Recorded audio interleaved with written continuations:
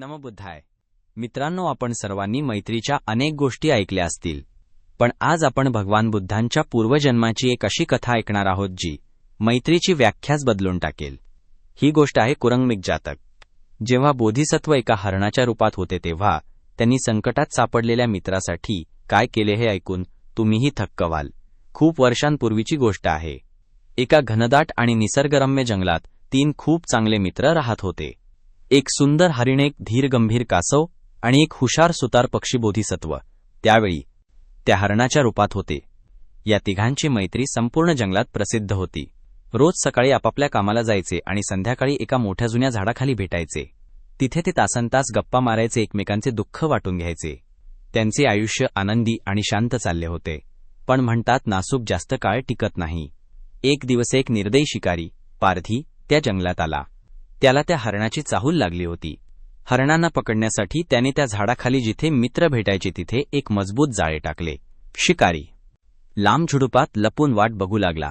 दुसऱ्या दिवशी सकाळी हरिण नेहमीप्रमाणे झाडाकडे आले आणि अनवधानाने त्या शिकारीच्या जाळ्यात अडकले. जाळे खूप मजबूत होते. दोरखंडाचे धागे त्याच्या अंगाला बोचू लागले. हरणाने सुटण्यासाठी खूप प्रयत्न केले, खूप धडपड केली, पण तो अधिकाधिक अडकत गेला.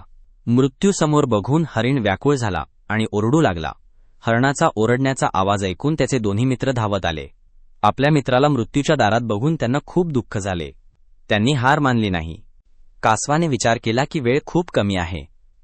तो लगेच धावत हरणाजवळ गेला आणि आपल्या तीक्ष्ण दातांनी जाळ्याचे दोरखंड कुरतडायला सुरुवात केली.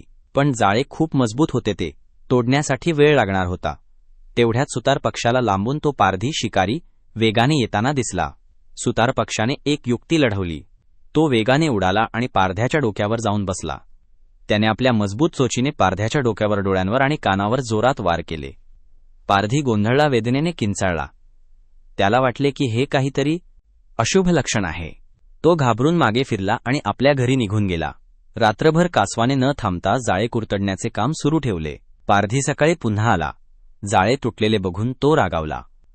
त्याने आसपास बघितले आणि त्याला ते कासव दिसले.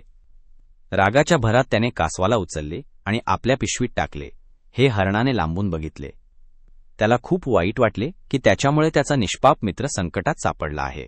हरणाने ठरवले की तो आपल्या मित्राला वाचवण्यासाठी स्वतःचा जीव धोक्यात घालेल. तो मुद्दाम लंगडत लंगडत पारध्यासमोर गेला. पारध्याला वाटले, हे जखमी हरिण चालले हे सोपे शिकार आहे.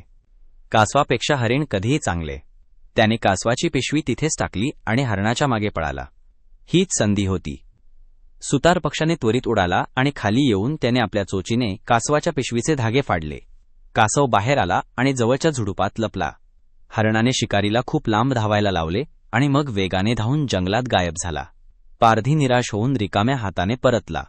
संकट टळल्यावर तिघे मित्र पुन्हा त्याच झाडाखाली भेटले. त्यांच्या मैत्रीने मृत्यूलाही हरवले होते. ही कथा सांगून भगवान बुद्ध म्हणाले, भिक्खूंनो, त्यावेळचा तो हरिण मी होतो.